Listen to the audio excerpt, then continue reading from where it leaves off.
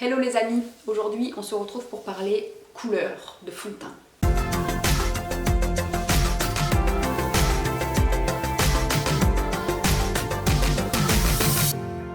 Alors, c'est pas un petit sujet qu'on aborde aujourd'hui, c'est pas un petit morceau, je vais quand même essayer d'être concise, précise et de vous donner quelques petites pistes, quelques petites explications pour essayer d'y comprendre un peu quelque chose dans tout ça, parce qu'on est bien d'accord, choisir la couleur de son fond de teint, c'est vraiment le truc le plus compliqué en make-up. Comment on fait pour choisir la couleur? Eh bien déjà, il faut savoir à quoi ressemble notre couleur de peau à nous. Donc je vais me prendre moi pour exemple, parce qu'évidemment, j'ai que moi sous la main. Et je vais vous expliquer un petit peu comment je fais, moi, pour m'en sortir. Est-ce que peut-être ma technique pourra vous aider à vous? Déjà, il faut bien avoir une idée globale de ce qu'est une couleur de fond de teint.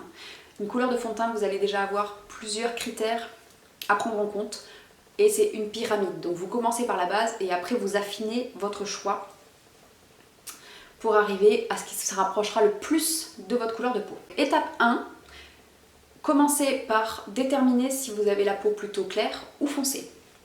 Donc le premier critère, la base, c'est de prendre une couleur qui soit ni trop foncée ni trop claire pour vous. Donc il faut que vous puissiez savoir, en général c'est quelque chose qu'on sait assez facilement, est-ce que vous êtes dans les tons clairs, moyens ou foncés? Si on simplifie beaucoup, on peut faire 3 catégories, mais en vrai, la diversité fait que il y a beaucoup plus de catégories que ça. Il y a les peaux vraiment extrêmement claires, diaphanes, les peaux claires à médium, les médiums, les teints un peu hâlés, les peaux noires, etc. En fait, on pourrait faire, je sais pas, peut-être 10 catégories. Donc, une fois que vous savez à peu près où vous vous situez, c'est-à-dire qu'il faut vous donner une petite marge. Si vous savez que vous n'êtes pas en général dans les teintes les plus claires parce que ça fait trop blanc sur vous, peut-être que vous êtes juste au-dessus dans les lights. C'est mon cas en fait. J'ai la peau très claire comme vous pouvez le voir, mais pas non plus diaphane. C'est-à-dire que si je mets un fond de teint vraiment très très clair, ça fait blanc sur moi. J'arrive vraiment à m'éclaircir encore plus le teint que ce que je l'ai là.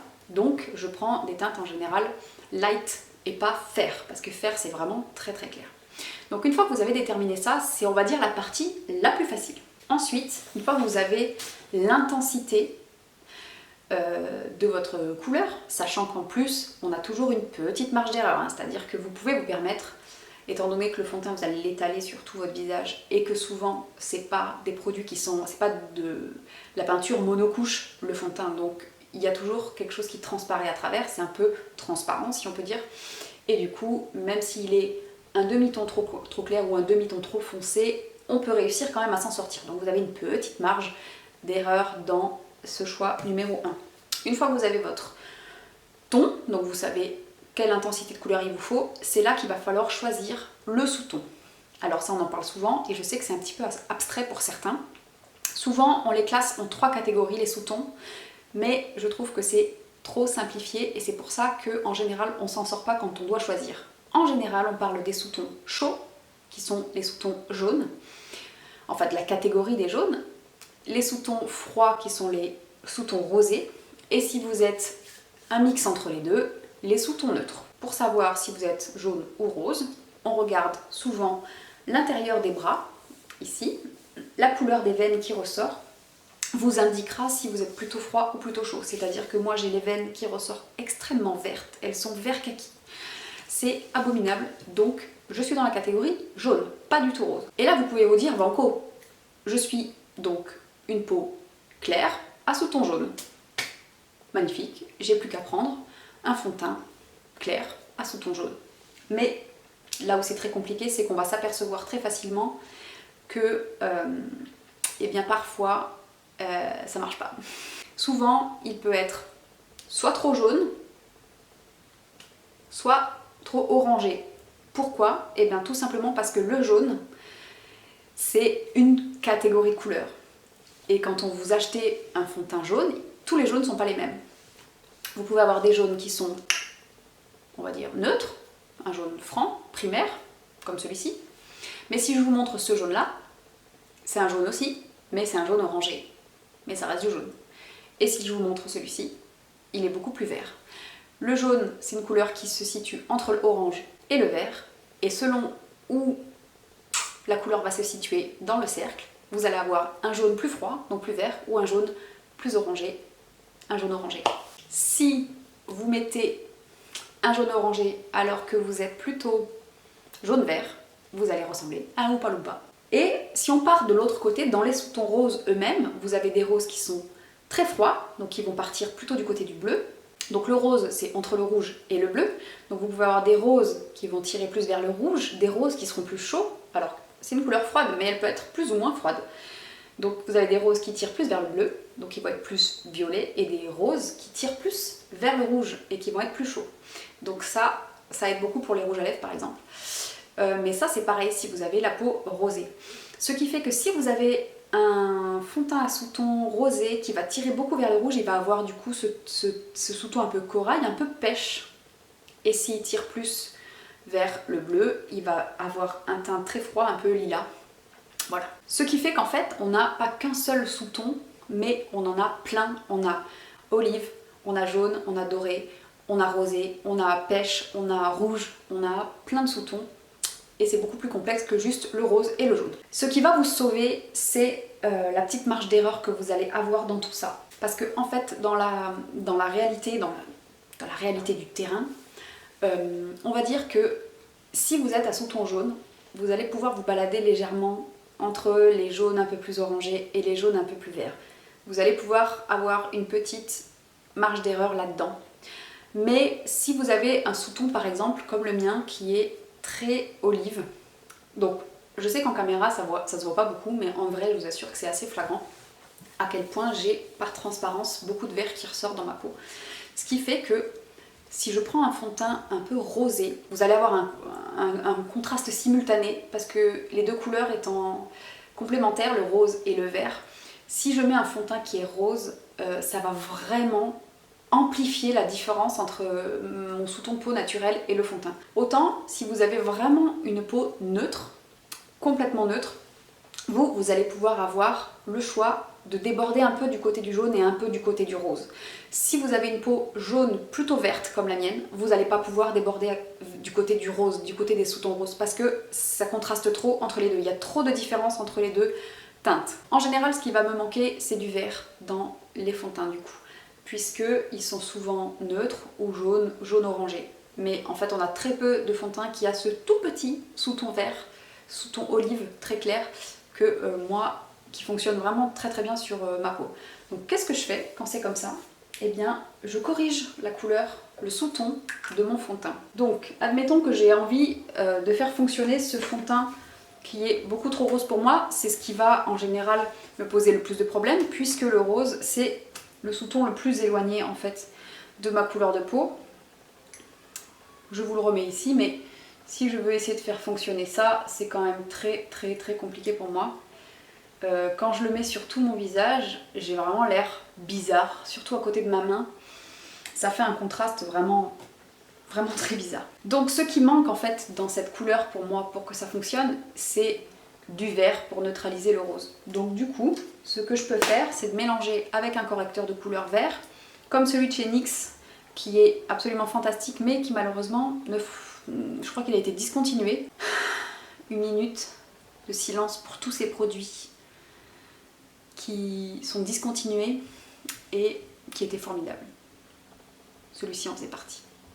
Donc c'est une base verte que vous pouvez appliquer sur votre visage directement ou que vous pouvez mélanger à votre fond de teint pour corriger la couleur. Donc ce qu'on va faire pour équilibrer, c'est qu'on va donc prendre notre fond de teint qui est trop rosé et on va lui rajouter des pigments verts à l'intérieur.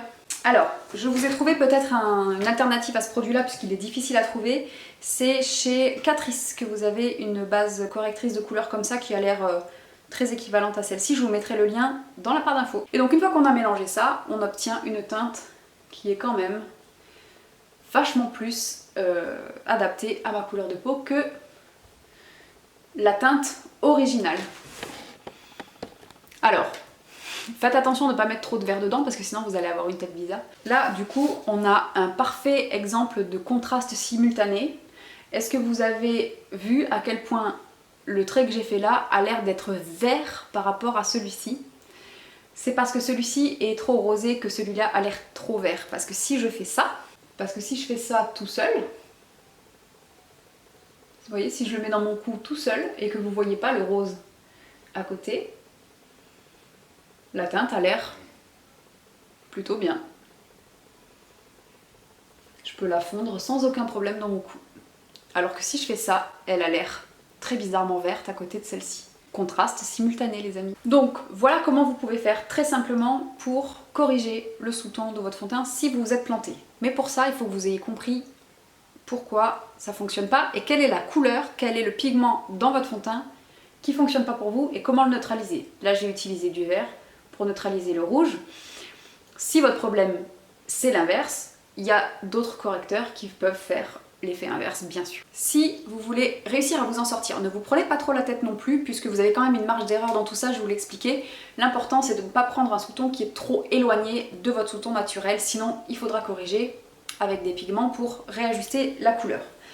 Plus vous allez prendre un fond de teint couvrant, plus il va être opaque et moins vous aurez de marge d'erreur pour le choix de la teinte. Plus vous allez prendre un fond de teint couvrant et plus il va falloir être pointu sur le choix de la couleur. Vous aurez moins de marge d'erreur si vous prenez un fond de teint très couvrant que si vous prenez un fond de teint transparent. Ensuite, sachez que vous pouvez, si vous avez trouvé un fond de teint qui vous va bien, que vous aimez bien, mais qui est trop foncé, comme par exemple, je pense à celui de chez Make Up For Ever, le Reboot, qui pour moi en ce moment est trop foncé. Je vous montre ici. Vous voyez, il a quand même un sous-ton un peu trop orangé, un peu trop foncé pour cet hiver.